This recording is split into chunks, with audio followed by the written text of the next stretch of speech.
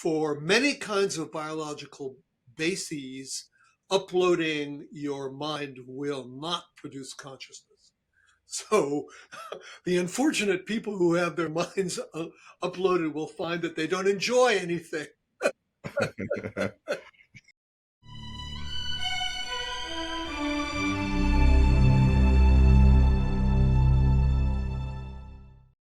Welcome to Closer to Truth.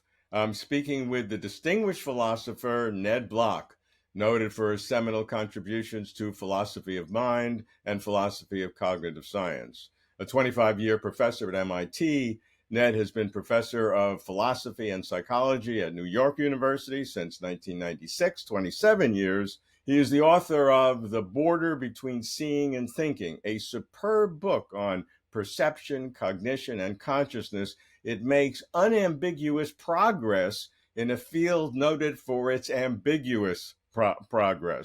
We'll be talking about it. Ned, it's great to see you again. Great to see you, Robert. I love the fact that we're doing this every 7 or 8 or 9 years. Yeah, our two previous discussions on Closer to Truth were in 2007 in Boston and 2014 in Tucson at the Tour de Science of Consciousness. I think it was the 20th anniversary.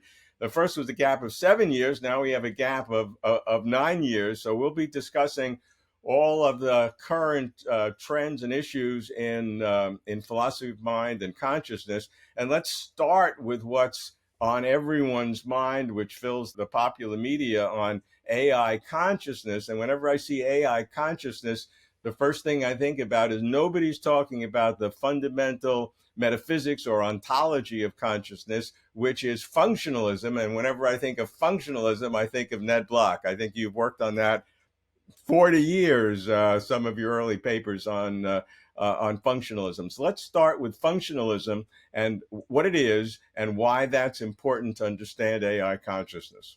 Yeah, let me say that I've worked on it for 50 Sorry, I years. apologize.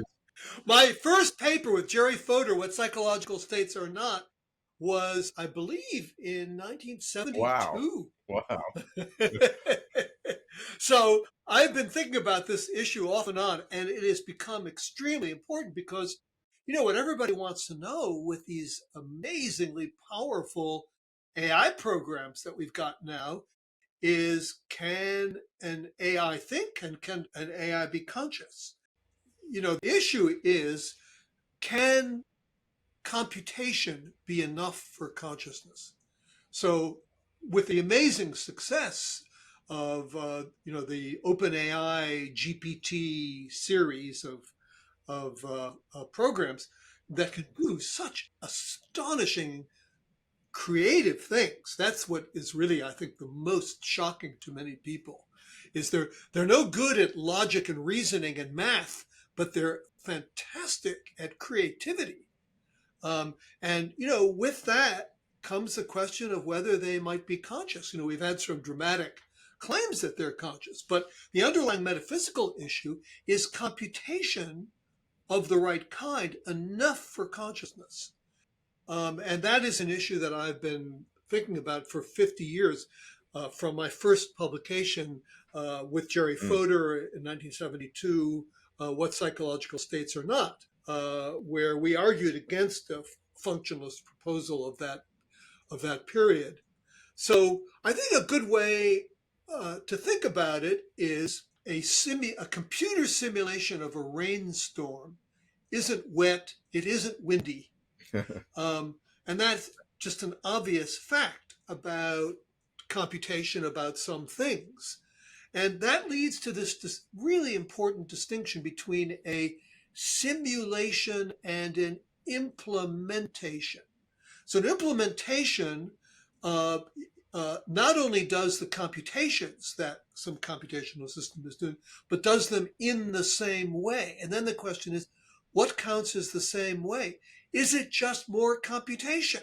And what I've been arguing as far as consciousness goes is that mere computation isn't enough. You may need some biology at the basis, the grounding of the computation. And I think a really useful thing to look at is the evolution of the peculiar biology that we have. So as every many people are aware, the way our brains work is electrical impulses go down the axons in neurons, and then chemicals are released, and those chemicals cause electrical activity in other neurons. But that there's this electrochemical processing that is at the root of everything. And it's interesting to look back at the dawn of animal life, where we see that there are a number of approaches. There's the pure chemical signaling approach in placozoans, one of the five main branches of animals. Um, and then in ctenophores, that's this weird word spelled CTEN, ctenophores, we have. It's now been discovered that they probably have pure electrical nervous systems. Ctenophores are what are sometimes called comb jellies. They never went further. They never developed any further. What developed further is this electrical chemicals system, which we are a recent product. And so that makes one wonder whether that electrochemical processing is really fundamental to our mental lives. And I think that's very worth considering that that might be the basis of consciousness. Okay, but ultimately that's a physical process, so that can be artificially developed. The whole architecture of AI now deals with neural nets, which are different kinds of processing systems than computers had in the past, and that's really just beginning, and that could become more sophisticated. So it shouldn't be a technical problem whether it's in 20, 30 years, as some people, or what I call techno optimists, say, or several hundred years. I mean, you would think that those kinds of processes, physical processes, electrical, can also be artificially created. Like you, I'm a physicalist. I think that we are physical machines, and that there can be, an artificially created machine that could be conscious. But neural nets may not be the right kind of machine Sure, because sure. they don't have that electrochemical process. They're more like the ctenophores. They're entirely electrical. And so what I'm suggesting is that it may be that the neural net architecture, which is just a kind of computer architecture, may not be the right kind of architecture for consciousness. Sure, and this is a very important kind of question. By the way, I'll put an asterisk next to where you said that I'm like you as a Oh, physicalist. okay, yeah, I just a little asterisk because I have a lot of other ideas kind of okay, hidden there, and okay, the way the way I approach consciousness is no matter who I'm talking to, I'm always on the other yeah, side. okay, fair So enough. we'll deal with biological reductionism as we get on, but let's stick with functionalism because your work on it in its early days really is super important, in my opinion, to an understanding. So I'd like to go back to your 1972 paper and just trace briefly the flow of your thinking about functionalism from its first expression with Jerry Fodor, who wonderful philosopher and psychologist, and as it developed in those years, because that really is fundamental to our thinking. So I'd like to get a deeper understanding of functionalism. Yeah, so the paper with Fodor was directed against a form of functionalism espoused by my thesis advisor, Hilary Putnam, sometimes called machine functionalism. And he was very interested in the Turing machine architecture, which is a very simple read write head sitting on a tape. And his first proposal was that you could think of mental states as on a par with what he in 1960 called logical states, which were states of a kind of automaton often called a finite automaton, which is completely specified by two functions, from inputs and states to next state, input and inputs and states to outputs. And this thing is a very simple kind of of device, and it had no intrinsic need for writing anything down on a tape. So that was a later kind of architecture. And, I think the discussion we were having then with Putnam and later emphasized by my colleague Hartree Field is that you need to have writing. You need to have an explicit kind of memory structure to get structured thoughts. So we were more concerned with that than we were with consciousness in that paper. In my 78 paper, Troubles with Functionalism, I was more concerned with consciousness. And there, what was bothering me was what's bothering me now, which is the biological base, whether computation needs to be grounded in a biological base, like the electrochemical basis of our thinking. So I was concerned that very abstract computational structure wasn't enough for consciousness. Yeah, look, I think that's exceedingly important. I'm a little queasy about a biological base as electrochemical, uh, because what's so special about electrochemical? Because all electrical activity is the movement of electrons. It's just a different style of the same thing. I mean, what would it be about the chemistry of a GABA or acetylcholine or who knows what floating across the synapse? What would have the magic in that? I use the term technically, the magic that would differentiate it from the electrical activity which it's mediating. Fair enough. That's a good that's a good point. I'm just using the electrochemical stuff as an example of what might be required. Sure. So the well-known philosopher of biology, Peter Godfrey Smith, who has similar views to mine, is he likes to suggest that it may be the neural oscillations that communicate back and forth between parts of the cortex that are important and that wouldn't be replicated in many machine models. And my former student, Rosa Sau, who's now an assistant professor at Stanford, has a lot of suggestions. She's written on this too, about what the biological basis might be that the current kinds of machines models wouldn't replicate. Right, and those are different theories of how consciousness works, and there's a vast number of theories, as we know.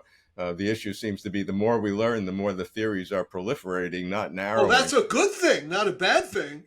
Well, I don't know what that tells us about. Yeah, no, I'm all for it. The more the merrier. But normally in science, when you're getting closer to truth, to which I will use that phrase advisedly, you normally narrow after a while. I mean, at the beginning, you can expand the number of possible theories, but after a while, you should begin to narrowing. And it seems the more we're learning, the more we're expanding. So we'll see how that Well, goes. that's an excellent point, and I think really the right conclusion from that is that we are not at the stage where we're getting closer to the truth.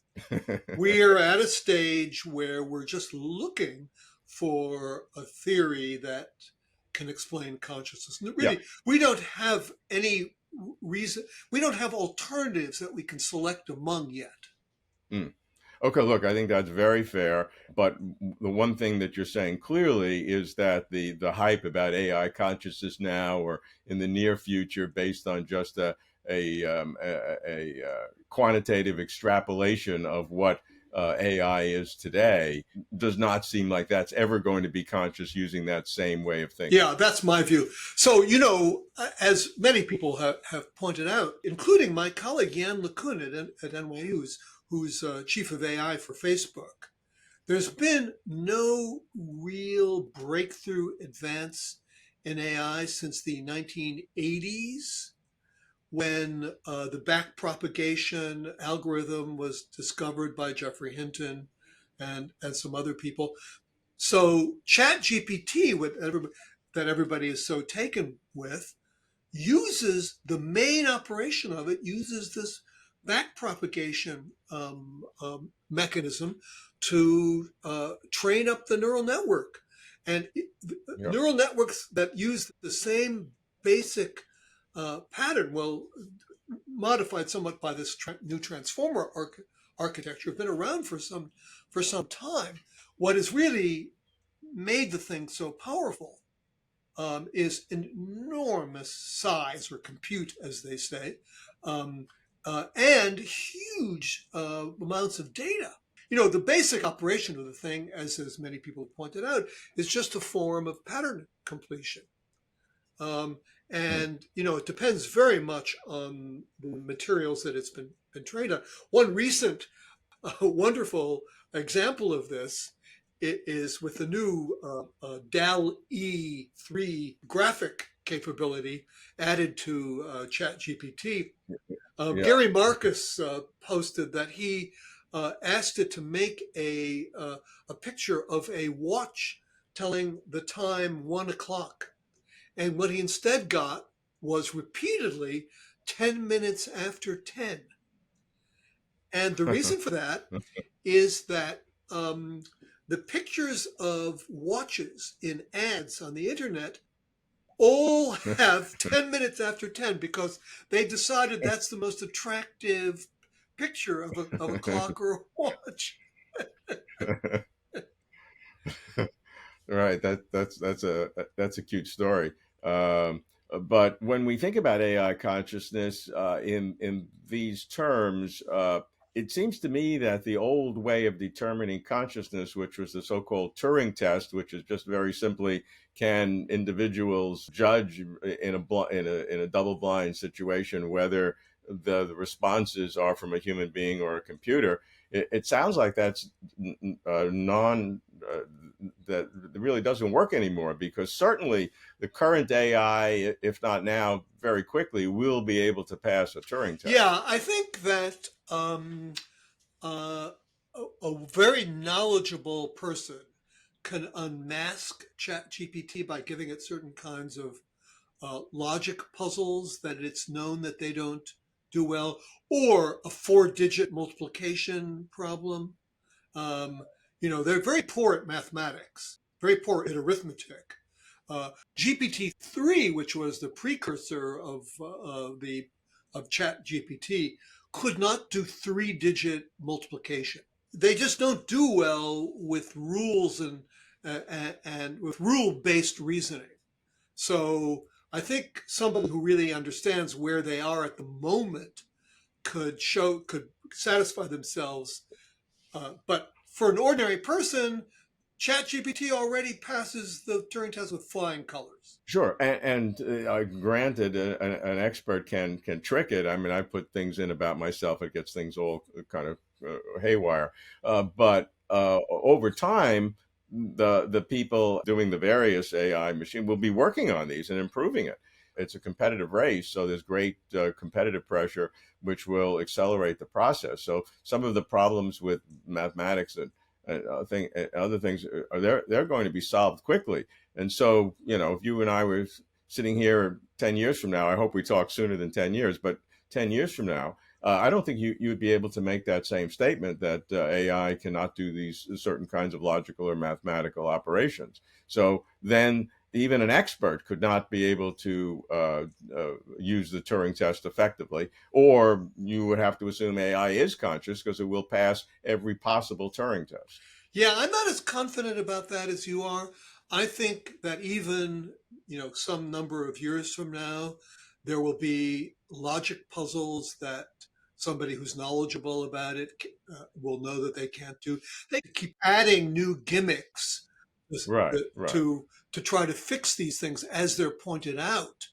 But Sure. look, the mode of operation of ChatGPT, ChatGPT is a pattern completer with another thing at the end to keep it from saying bad things, Yeah.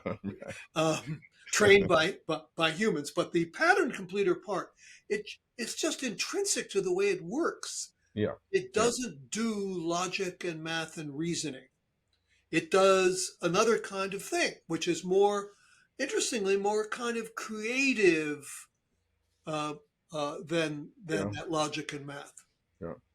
Yeah, but still, I think in principle, wouldn't you agree that at some point, however many years or decades, and this will not be hundreds of years, that the AI systems, even as they are today, would be able to pass the Turing test as administered by anybody, the leading experts. My point is that that itself is not a test of consciousness. It used to be, but shouldn't be now. I completely agree with you on that. Yeah. Yeah. Okay. So I mean, I think this is an important point for people to understand. And even though I feel that way, I trust your judgment more than I trust my own on this. So that's why I'm interested. Okay. So that's a good way to position that. So I mean, the next thing that people talk about, it's not so much as AI consciousness, but it's so-called virtual immortality, where at some point we'll be able to upload our first-person consciousness to non-biological materials, and therefore be able to live beyond our physical bodies. And this is assumed by many whom I call techno optimists, and who think that this is just a matter of technology for the future. And the way I look at virtual immortality is that AI consciousness is necessary but not sufficient, because to upload our first person consciousness is an enormous number of different issues. So I want to put that to you as well, the sequence from AI consciousness to virtual immortality, all underlying by the theory of and problems of functionalism. Yeah, I completely agree with you about the point that it being necessary, also not sufficient. Um, but the necessity comes from the issue that we've just been talking about as to whether consciousness has a biological basis. For many kinds of biological bases, uploading your mind will not produce consciousness. So the unfortunate people who have their minds uploaded will find that they don't enjoy anything. Warn them not to destroy the original. Yeah. So they may at some point be able to upload the cognitive mind. And so perhaps what the aspect of your mind that involves thinking may be uploaded, but that may itself depend on consciousness. Okay, well, look, let's go to some of your more recent work, which actually addresses the subtle differences, or not so subtle differences, between things that we all kind of lump together in terms of perception and cognition, feeling and thinking, which is the subject of your wonderful book. Not an easy book for necessary popular audiences, but it's a terrific book. As I said, as I went through it, I had this wonderful feeling that I love reading consciousness stuff, but your book may be more limited in its scope, but has the feeling that you're making real progress in some of these distinctions. So let's begin with kind of an overview of your book, The Border Between Seeing and Thinking, and you frame it as this way of thinking of an interface between seeing, which is perception, and thinking, which is cognition. And you use this wonderful phrase, the joint in nature between this. So, first of all, what is a joint in nature, and why does it apply to perception and cognition? Yes. So let me say first a little advertisement. They can upload my book for free, the PDF of it, on the Oxford University Press Great. website. Open. Um, so the joint in nature is that perception is constitutively um, iconic in format and non-conceptual and non-propositional. So the iconic means roughly picture-like. So the format of perception is picture-like.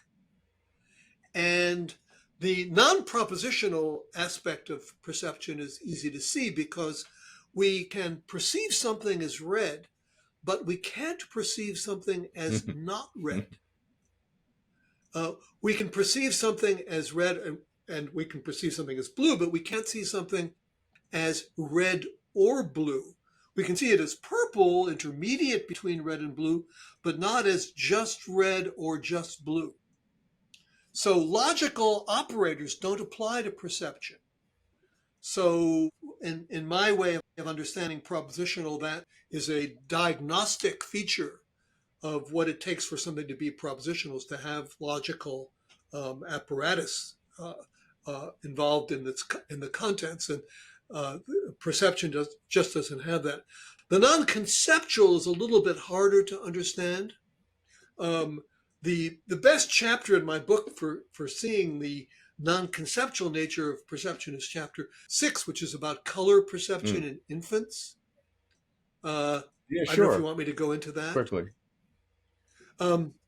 So many parents have noticed how their children seem very good at many understanding many parts of the world. They have names for many objects. They understand what other people are doing fairly well, but it takes a very long time for children to learn what color is and to learn the color words. Charles Darwin famously said that he thought his children were colorblind because they knew the names of many things but didn't know the names of colors. And so he thought, what could possibly explain this? So here's an experiment that illustrates this. So first of all, by 4 to 6 months, babies can distinguish between red and green and yellow and blue. And the way you can test this is that if you show them a screen with a background of one color with a disc of another color, move their eyes to the disc if they see it as a different color. But at the same time, if you show them a red ball going behind a barrier and a green ball coming out, they're not the slightest bit surprised. They don't look longer at the green ball coming out. Whereas if a sphere moves behind it and a block comes out, they do look longer.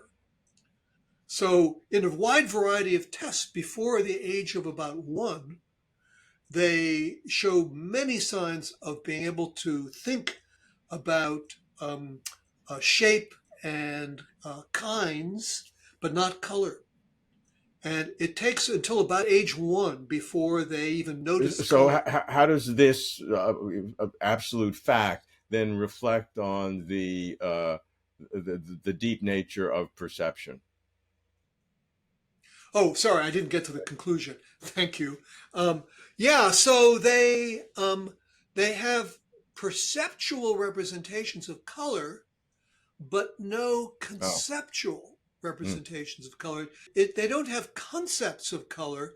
You need concepts of color to reason about color. And they can see color, but they don't have concepts of color, and they don't have color cognition. And that illustrates how you can have perception without concepts. It's quite an interesting phenomenon. And this then again defines this difference. Now, both of these things, perception and cognition, are biologically based. That there's no magic to either one. So, what type of conceptual approach to a brain architecture can do those two different kinds of activities? So my view is that cognition is language based. I think there's an internal language and then an external language, although my wife, Susan Carey, has recently discovered that even in the logic of babies thinking, they probably lack negation until around 17 months and don't get it till they get the word in their external language that basically means no or not in the right sense. And then they don't have disjunction either. So it looks like thinking is very language involved. And recent work by Stan DeHaan has shown that even when we manipulate pictures, we are using a language-based system that, for example, baboons do not use. So we have very good reason to think that cognition is a language-based process, and that would be much easier to duplicate in an AI. So I think that ChatGPT may lead to a computer model that can think, but I think that perception is Mm. another matter. Okay, Uh, let's go to some of the terms that we're throwing around and get some both definitional clarity and distinctions between this. And this is very important to begin now a focus that I'd like to do with you on consciousness per se, consciousness studies, and we'll be discussing some of the latest theories in different ways about consciousness. And so, to begin, I'd like you to distinguish, which you do, between phenomenal consciousness, which is what we our experience, and access consciousness. Phenomenal consciousness is experience. So the experience of a color, the experience of a smell, of a sound. Access consciousness is cognitive availability of the information in those perceptions, so that you can reason about them, think about them, solve problems with them, make bets with that information. So, access consciousness is the way phenomenal conscious information gets into the cognitive system. Now, it's clear that the use of consciousness with phenomenology is proper. I hesitate a little bit with access in terms of is it consciousness? Is that the right word to follow access, or is it access means availability or ability to call up information is just a capacity as opposed to the use of consciousness? So I published a paper making that distinction in 1995, and I got in this journal Behavioral and Brain Sciences that sends out to many people for reviews. So I got a number of reviews, and one review said what you just said. I understand why phenomenal consciousness is conscious, but what about access consciousness doesn't seem to be a kind of consciousness. Another review said the opposite. I see why access consciousness is consciousness, but that phenomenal thing, that's just like a tickle or something. It's interesting. People have very different intuitions about this, and mine are with you, but I recognized after reading those reviews can be very helpful, that people's intuitions are just very different. And for many people, consciousness is based in access, reflection, Mm. self-reflection. Oh, mm. So I think people have very different experiences of their own consciousness. Okay, look, that's great. I mean, that's the excitement and problem and challenges with consciousness. So let me ask very specific questions then. Can you have phenomenal consciousness without access consciousness, which would just seem to perception, and seems like you could. Yeah, so I have argued a lot that you can. And in fact, the case that I described to you earlier of color perception in infants, Yeah. I think is an example of that, because I think that the infants are perceiving color consciously. And the evidence for that is that they get bored with seeing the same color and look at their feet. Mm. Um, but they don't access the information cognitively. So I think that is a plausible case of phenomenal consciousness without access consciousness. Okay, now let's do it in reverse. This is harder. Can you have access consciousness without phenomenal consciousness? Yeah, I think that is a much harder thing. I think there are some cases in the literature that are plausible examples of that. Um, Mm. I won't go into a description of such. Well, I'll just mention one kind of case, something that's with a peculiar name, inverse Anton syndrome. I think may be a case of that. There's one patient who is studied in the literature who seems to have a kind of sight but because of various strokes, he appears not to have any consciousness of the information. Mm, So he can reason about it, but he's not aware of any conscious vision. He thinks mm, he's blind. yeah. Uh, so, What's the articulation with blind sight and that? ah, so this isn't a form of blind sight Right, right. for somewhat technical reasons. Blind sight is a subcortical phenomenon. This guy has clear cortical Uh, vision. He can recognize all kinds of things that blind sight patients can't recognize. So okay. it's cortical vision, but with a kind of he had 2 or 3 independent strokes that seem to have eliminated his ability to attend to the experience. So it looks like he can process the information, but can't be Yeah. conscious of it. That is, I didn't know that example. I'll And send even you the paper. I please do, because that's very significant. Even a case of one is a sort of a counterfactual to everything that we were thinking about, because I had assumed that it'd be very difficult. But in that rare case where you're teasing the two apart, is a potentially important one. So I think that's great. Let's go into some other distinguishing uses of our key terms, and I'll give you a couple of these. The first is to distinguish between consciousness and cognition. So, what's a simple way to do that? Well, access consciousness is perceptual information being broadcast to our cognitive faculties. And our Oh, cognitive faculties are reasoning, decision making, memory, categorization. So those that they're based almost entirely in the prefrontal cortex, and there are various kinds of thinking and reasoning. That's cognition. okay. You've also talked about the purest form of consciousness is perceptual consciousness. Yes. So I believe that it is possible for there to be creatures that have perceptual consciousness and little or no cognition. Whether there are any actual such creatures, I don't know. Okay.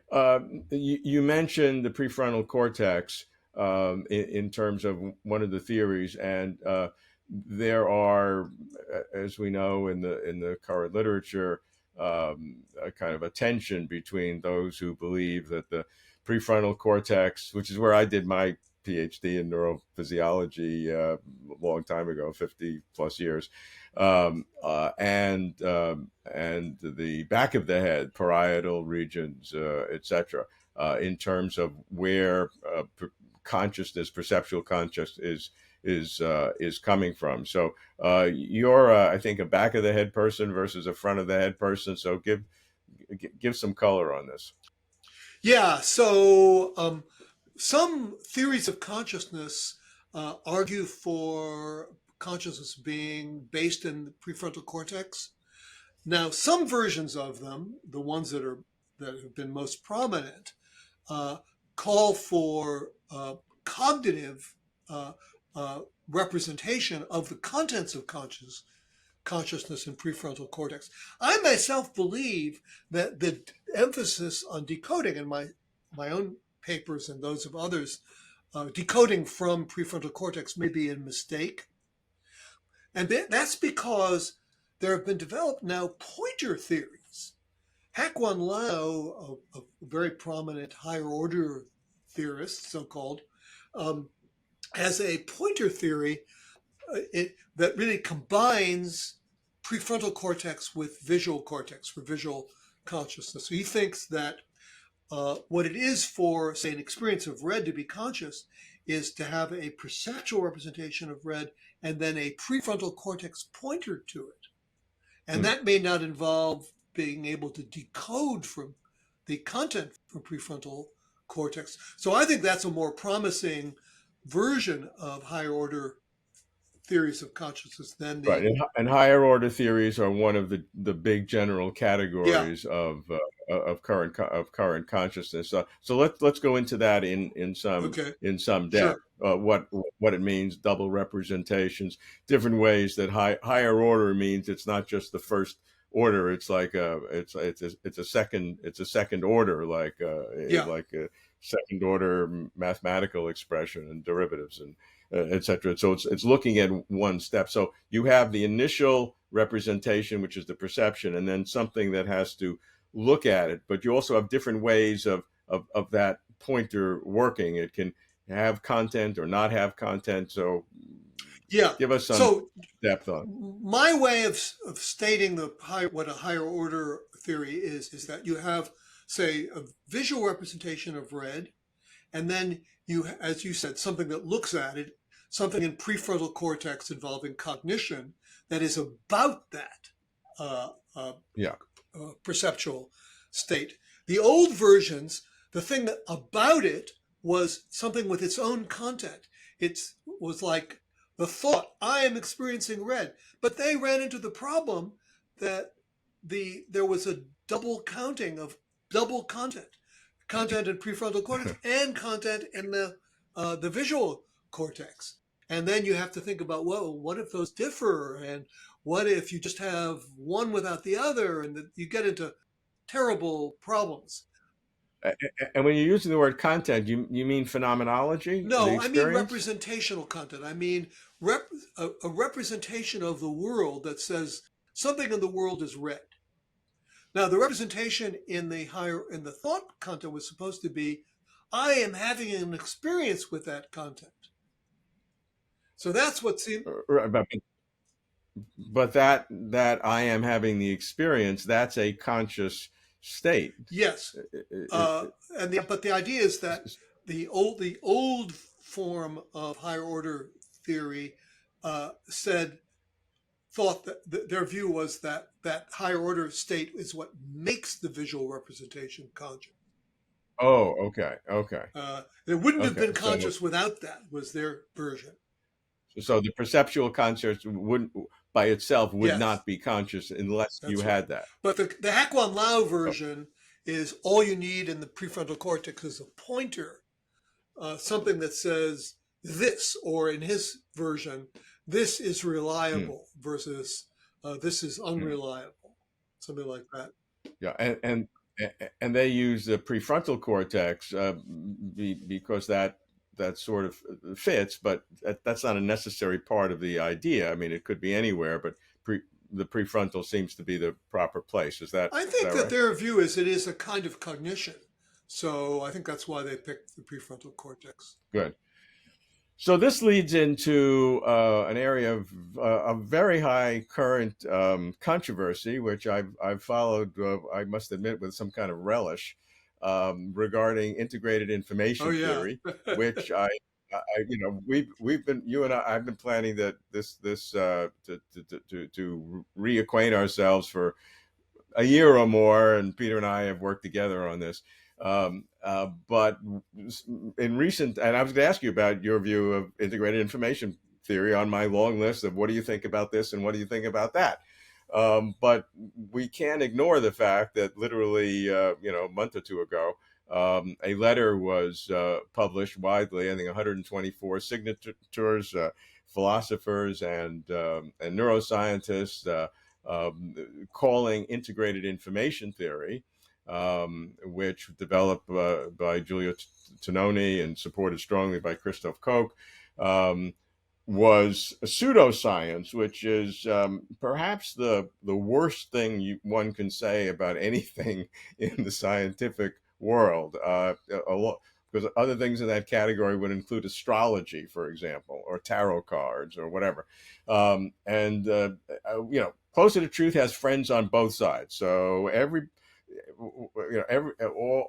many of the certainly Giulio and Christoph have been long term contributors to Closer to Truth, as have the various people who've signed it, from Dan Dennett and others. Describe your reaction. I noticed I looked in the alphabetical order and I did not find your name on it, on the letter. So tell me your Yes. thoughts. So I did not sign that letter because I do not think that integrated information theory is pseudoscience. I think it's a genuine scientific theory. I think It is a theory that is poorly supported and a theory that has a prominence that it would not have if Christoph Koch, a very powerful and famous neuroscientist, were not a major advocate for it. Mm. I think its evidential base is poor. I think it has bizarre consequences. Um, and I think that it has a prominence that it just really shouldn't be having. So Um, you would then agree with much of the thrust of the letter, but just wouldn't use the word pseudoscience as inappropriate and inflammatory. But a lot of the substance of the letter you would agree with. yes. So I think that uh, the the bizarre. Well, look, there are a number of bizarre consequences. So I think the first thing one has to realize about integrated information theory is What, that Ned, why don't you just describe integrated information theory very briefly? Because some people viewing this may not know what it is. So just give us yeah. a. So the basic idea of integrated information theory that is that the consciousness of a system, as quantified in this measure they have called phi, is a matter of how much information is in a system and how integrated it is. And uh, some time ago, a well-known mathematician, Scott Aronson, Yeah. showed that if you string together a large number of exclusive OR gates in a grid-like structure, you would get something that is way more conscious than we are. And the more you add to it, the more conscious it would be. And furthermore, as he pointed out, the system does not have to have any electrical activity. All it has to have is potential electrical activity. Um, so, if there's one thing we know about our own consciousness, the only consciousness we know for sure exists, is it requires a heavy duty neural activation all the time. Hmm. Whereas a consequence of IIT is you'd get something way more conscious than we are if it's just potential waiting to have activity. Hmm. And a very simple structure that, I mean, Scott Aronson thought that was sufficient to sink the theory, but instead, the way Tononi and Koch responded was to note that the back of the head has much more grid-like structure like that than other parts of the brain. And so they postulated that the back of the head is what they call a posterior hot zone Hmm. and the center of consciousness. Hmm. I'm an advocate of the back of the head too, but for completely different reasons. Right. Um, Right. Look, I think that most scientists who work on consciousness, you know, I don't know, well more than half, would say that IIT does not deserve to be one of the four major theories of consciousness, the four theories that people are talking about the most, and that it's Christoph Koch's enormous the respect for Christoph Koch and the fact that he is an advocate of it that has given it its prominence. And as they say, it's very hard to test. I mean, I think it has some bizarre consequences, and that shows it's not a pseudoscience. Yeah. Let me give you my view on it, and you can critique my way of thinking.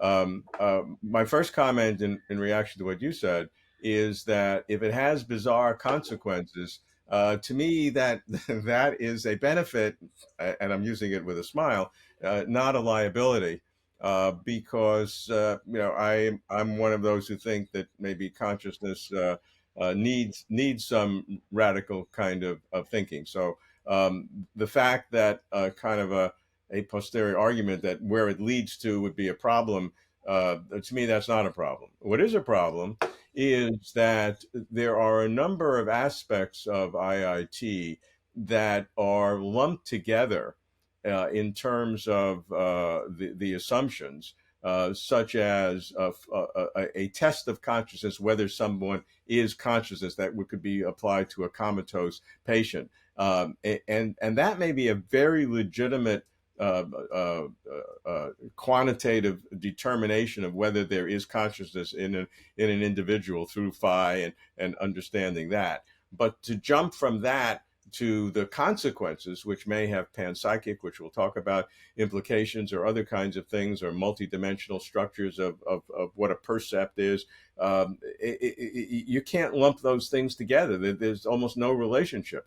And the so-called shoot off between global workspace theory and IIT that was conducted, which we applaud as a way of thinking, to me took very isolated parts of at least on the IIT side as potential confirmations of this whole big construct, when it was just kind of an isolated part of what they suggest.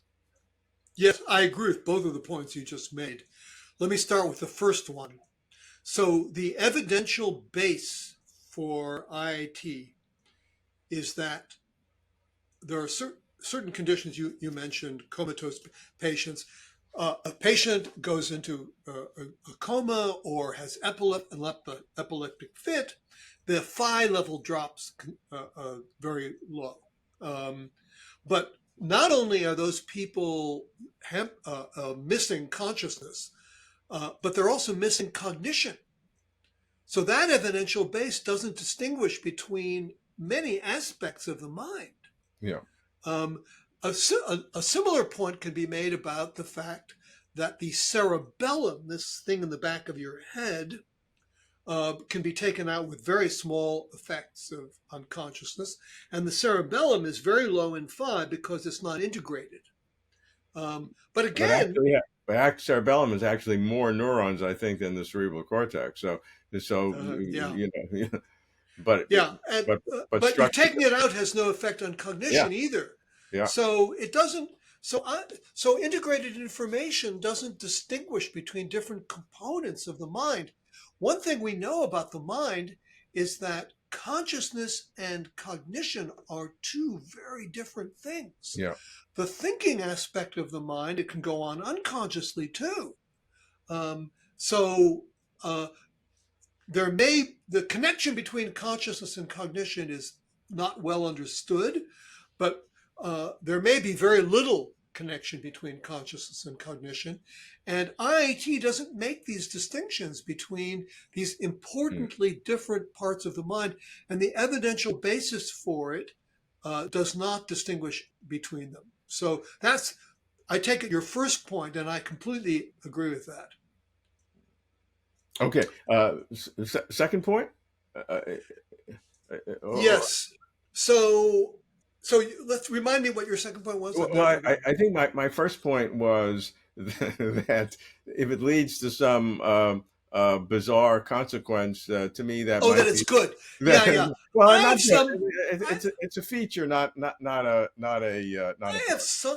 I have some sympathy with that. I mean, we don't have nobody's proposed an adequate theory of consciousness, or one that really seems to explain much about consciousness, even if it were true. Mm-hmm. So I think it's good to multiply theories in the hope that maybe somebody will have an idea.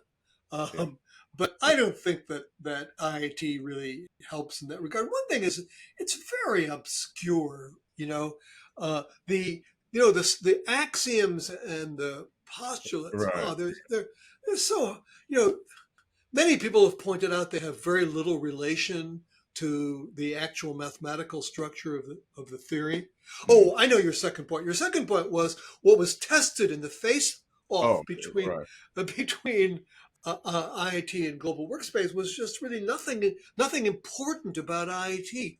The points made were common to so many. I actually said this in the very beginning of that session, that the first order account that I favor would predict almost exactly the same experimental results as IIT in this. That they didn't distinguish between the predictions of IIT and many other theories. Yeah, that was my sense as well. Nor, if it were valid, would it the 2 points. One is that there are many other theories that could explain the same set of data, which is one point. The second point is that even if that weren't the case, with IIT itself, that would not give justification for its other subsequent derivatives of that point.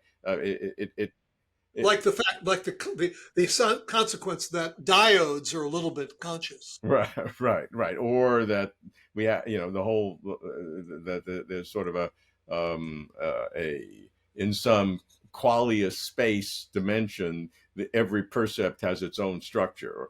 That's an interesting idea by itself, but there's absolutely zero confirmation by the kind of experiment that they did.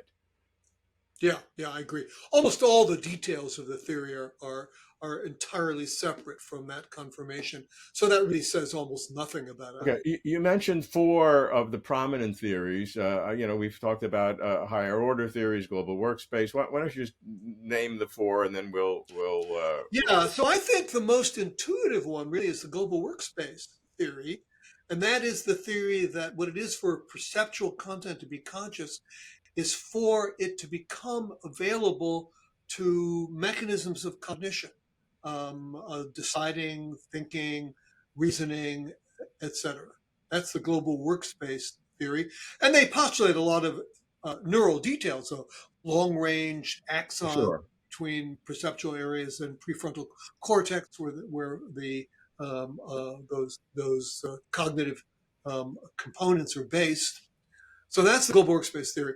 The next, I think, most intuitive is the higher order theory. Oh, I like that. And we already talked about that. That is in Hak-Wan Lau's version, that what it is for a perception of red, say, to be a conscious perception, is for it to be pointed to by a thought-like pointer in prefrontal cortex. A third is the one that I like, which is that there's something about perceptual processing itself that makes a perception conscious. And that is very much indicated by the fact that the neural activity for a given percept is activity in the circuits that are specialized for that purpose. So, for example, face perception, the face circuits involve the fusiform face area in the bottom of the temporal lobe, and that's what's active when you see a face, consciously see a face, or even unconsciously see a face. But when you consciously see a face, what you get is more activity in the fusiform face area, plus feedback to earlier areas. So the first order view says it's something about that feedback. We're a little vague on what exactly it is because we just don't know. So, what's your title for that? Percept theory or First order theory. First order theory. So that's very different than. We're distinguishing it from higher order theory, which says you need something in prefrontal cortex to point to it. Right, and first, so it's first order theory. Yeah. Okay, so that right. So that was most prominently advocated by Victor Lamy, a Dutch neuroscientist. But I've been a long-time advocate of it. I don't agree with all the things that he says about it, but yeah. So I think that is a theory that a lot of us have. Okay, and that was the third. You have one more? Oh, higher order, first order, global workspace. Those are the three, and then IIT, integrated information theory. Okay. All right. So that's a great overview. We can talk about each one forever, and I'd love to do it. But I want to get your view on some other kinds of theories which we've not talked about, which some people talk about all the time. And the first one on my list is quantum consciousness. This began prominently with Roger Penrose and Stuart Hameroff, both of whom were old friends of ours, with their theory of orchestrated OR reduction of the dealing with consciousness, and Roger's famous non-computational in his books in the late 1980s. And that was always sort of a little fringy and people taking, but with the advent of research showing that quantum processes are actually real in biology, and can exist in the hot, wet environment of a brain or in biological systems, it's actually having a little more credibility with the advent of quantum biology. And then there's been a whole proliferation of other kinds of quantum consciousness theories. Obviously, they weren't on your list. What's your view? I think that quantum approaches to consciousness have gone virtually nowhere. If you look at the papers presented at the ASSC, which are very neutrally vetted by the scientific committee, there's almost nothing on quantum approaches to consciousness. I would say that 99% of neuroscientists who work on consciousness don't take that approach seriously. It's been advocated, for some time now by the people you mentioned, and there's been no interesting results. We have a lot of neuroscientific results that are relevant to consciousness. Quantum mechanics the quantum approaches produce virtually nothing. So, you have to judge a theory by its consequences or its fertility. The fertility of that approach has been near zero. Is that justification for not going forward with it? Because there is. No, no, it is not. And I think, given that we are under a really basic understanding of consciousness is so poor, Right. there's justification for many different approaches to be pursued, but it doesn't make it a mainstream approach. Okay. Let's talk about panpsychism, because that is a theory that is sort of fun to think about and seemed to be pretty fringy when I was first looking at consciousness and neuroscience years ago. Fun to think about, but many people have been surprised to see that this has been a growing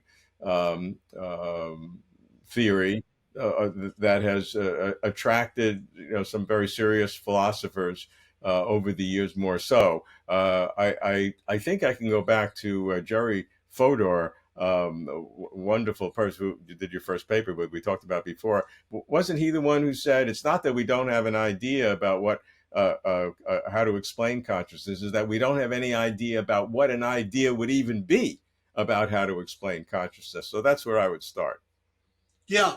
So, look, panpsychism is motivated by a really important realization, which is that the most basic study of nature in physics only deals with structure and function. This was first pointed out by Bertrand Russell. Hmm. So we have equations that relate one variable to another, but at the very bottom, there's nothing in physics about what it is that has those relations. We have equations, but we don't know what the underlying nature is of what those equations govern. And so it's natural for people to wonder what that might be. And the source of panpsychism is that maybe it is something to do with consciousness. But I don't know where you go from there. I mean, it just doesn't lead anywhere in the scientific study of consciousness and neuroscience. And so I don't think neuroscientists and psychologists take it seriously, because what are we going to do with that? Yeah, that point I totally agree with. The question is, though, that because we have no idea about what an idea would be, that maybe we have to look beyond what the scientific approach to the physical world with physics and physiology and neurochemistry would be, because maybe it's resonant someplace else, and that every argument that you're giving me, quantum consciousness and here panpsychism, goes back to the scientific method as we know it today. And maybe consciousness has to go beyond that. I mean, is that a conceivable possibility? And you can't refute it by saying there's no progress in science, because that's a confirmation, not a refutation.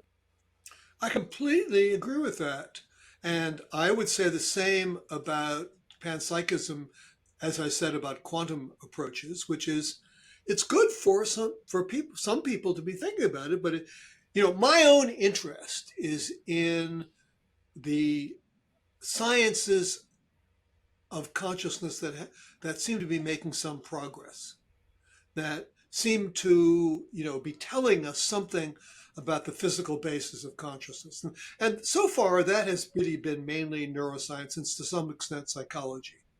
Yeah, Um, and the work that you've done, particularly with discerning the joint in nature between perception and cognition, is really wonderful and important work, and really does make progress. And what I said, I really meant very deeply. But it doesn't get into, as Fodor said, it doesn't suggest an idea about what an idea would be. And panpsychism is that idea. And we both have many friends on that side. Your colleague Dave Chalmers, one of the leading contributors to Closer to Truth, has and hinted Luke at. Roloffs, who is a postdoc here, a very impressive philosopher, is also a very major Yeah. theorist about panpsychism. Yeah, and Galen Strawson says he's the real materialist because you have to embed consciousness into the material world, the physical world. So he's the real physicalist, and you're not, because you refuse to admit consciousness into the structure of physical reality. I don't say panpsychism is false. I just say I don't know what to do with it. Okay, what as I said, that might be a feature, not a bug, Yeah, of the approach. right. Uh, and so it is certainly gaining more interest in the world today. Yeah, Goff, yeah. has done some I very I agree. good. I agree with that. Yes, it is gaining more interest. And why do you, with the advances that are being made in neuroscience so spectacularly, why then is panpsychism being taken more and more seriously? Well, I think it's different groups that are. I think the people interested in panpsychism are really quite different group from people interested in the neuroscientific basis of Okay. consciousness. Okay. It's metaphysicians really who are mainly interested in panpsychism, and it's interesting to think about from a metaphysics point of view. Yeah. Okay. That brings up the area of meta consciousness, which Dave Chalmers has talked about, which is uh, not talking about the solution of consciousness, but why there's a problem that we need to talk about. How important is that way of thinking about consciousness to look at the meta problem of consciousness? Yeah, I think it's really an interesting proposal that Dave Chalmers has made. That we get some clarity thinking about that. My approach to that, I'm what sometimes is called a phenomenal concept strategy person. So my approach to the meta problem is that we've got these phenomenal concepts and physical concepts, and we don't understand how they pick out the same thing because we don't understand what consciousness is or even could be physically. So that would be my way of approaching the meta problem. But I think it's interesting to think about why we have the intuitions that we have, and there are quite a number of different approaches to thinking about that. Yeah, yeah. Some people say the meta problem is the problem of consciousness, which is another way of saying that consciousness should not be a problem because it's a Yeah, quasi illusion. It's not a yeah, illusion the way some people kind of characterize it. yeah. But Those are the illusionists. right, and then it's not Okay. really an illusion like it doesn't exist, but it's sort of we're making something up that's not really there. Dan Dennett, Keith Frankish are advocates of that. Others perhaps. What's your view? Well, I think it's an interesting feature of the meta problem of consciousness approach that that both realists like me and illusionists like Keith Frankish can participate in the same discussion. Why do we have these intuitions? I mean, I like this phenomenal concept approach, and which is very much not an illusion. It's a realist approach, not an illusionist approach. Right. But it is interesting to contrast these different approaches to the same problem. Mm. So I think I find those discussions of the meta problem quite initiated by Dave Chalmers' paper, The Meta Problem of Consciousness, to be extremely interesting. Good. Last, just a throwaway question. The famous argument, I think it was originated by John Searle, but Dave Chalmers has certainly developed it, of the so-called fading qualia, which takes the thought experiment that if you would replace one of our 86 billion neurons in the cerebral cortex by a silicon chip, precisely exactly the same input output as the neuron, would your consciousness change if you changed one out of 86 billion? Well, that wouldn't change. And then, you, of course, you do the argument ad absurdum to say, okay, how about two? And then on and on and on until you get all 86 billion. What happens to consciousness during that period?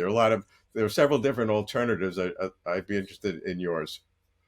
Yeah, that is okay. So Searle did not originate that. Many people discussed it well before Searle. Sidney Shoemaker, for example, discussed it well before Searle. I'm not sure who originated it. It's interesting question, but it's been discussed a lot. But as you say, Dave Chalmers' version is the best version, and I have replied to it twice. Once in my book, and then in an earlier paper. And I'm not really happy with my replies. But I should say that I think that argument has become way more prominent now because of the importance of functionalism to the debate about whether AI can be conscious. Yeah, nice. Yeah. Yeah. So I think I'm going to write something else on the fading qualia argument. So Peter Godfrey Smith and I have talked about it.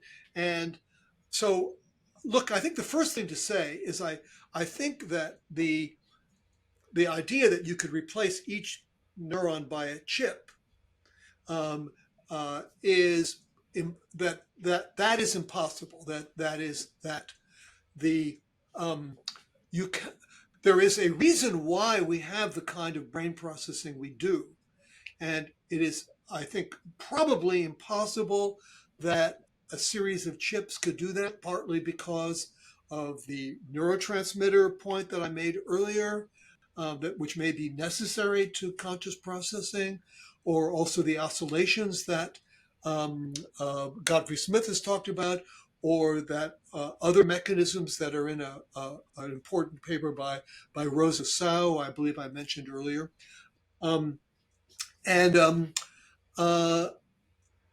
So I think it's impossible. So I think we're with a silicon chip, but we're doing biosynthesis now with RNA and DNA, RNA. I mean, there will be a time when you can synthesize something that is the equivalent of a biological system with a neurotransmitter, et cetera. So silicon chip is sort of a placeholder for whatever for what in principle could be constructed. Well, I think there's a question as to what kind of a machine you're talking about. If it's a machine that actually has chemical neurotransmitters, then that's a biological machine. Okay. So I think Chalmers' thought experiment is very keyed to computers of the sort that we have now. Mm-hmm, mm-hmm. So entirely silicon computers that don't have a electrochemical basis.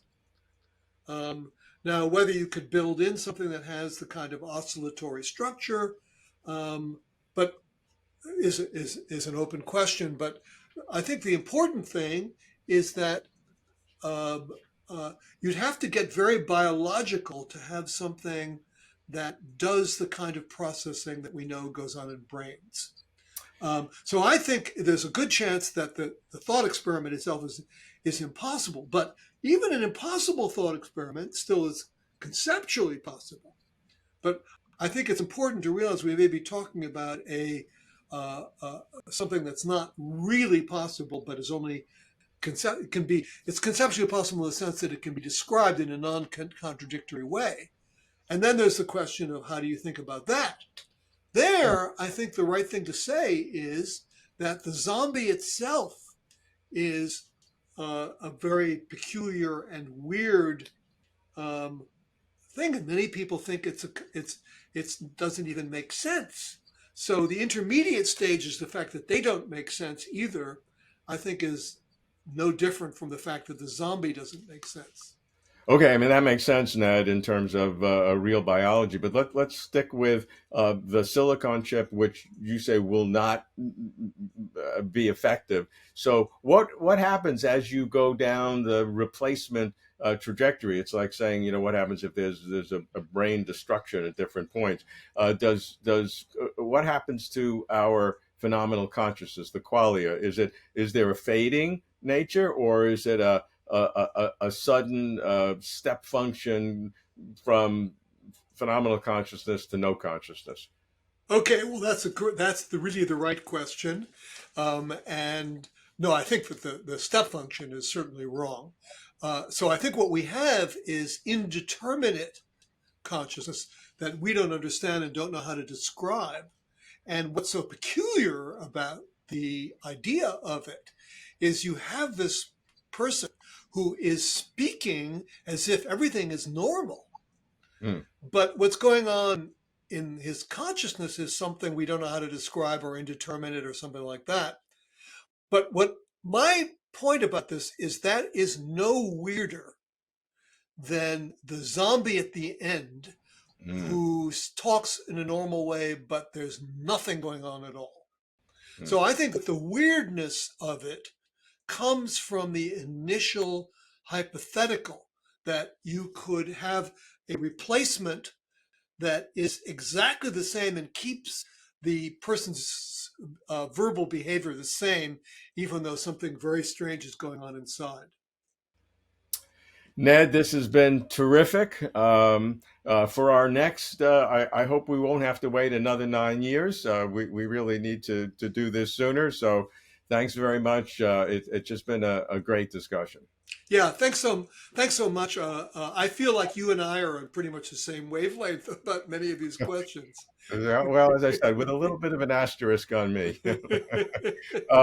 Viewers can watch Ned Block's 8 Closer to Truth TV episodes and 22 web videos on the Closer to Truth website and YouTube channel. Closer to Truth has over 1,000 videos on consciousness, all facets of consciousness, brain mechanisms, free will, personal identity, panpsychism, dualism, idealism, parapsychology, souls and spirits, life after death, if you're into all of those things. But we look for the aspects of consciousness that we believe are closer to truth, because it's all infused with critical thinking.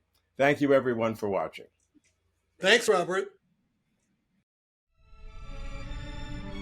Thank you for watching. If you like this video, please like and comment below. You can support Closer to Truth by subscribing.